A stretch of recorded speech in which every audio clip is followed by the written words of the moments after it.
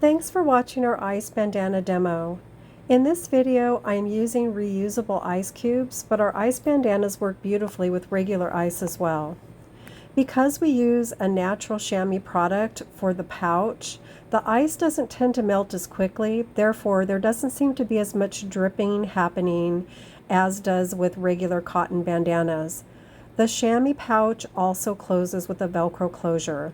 We also sell trail gaiters, running skirts, arm sleeves, etc. You can tie your bandana to your tank, or you can tie it to your hydration vest. A lot of us like to wear our ice bandanas in front. Some people like to wear them on the back of their necks, and some of them like to wear them under their hats.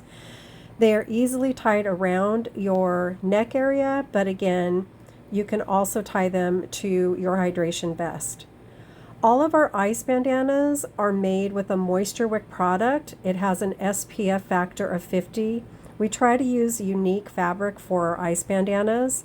They're also great for other things, not just running and biking and hiking, but also if you happen to be somebody that works outdoors. Thanks so much for watching.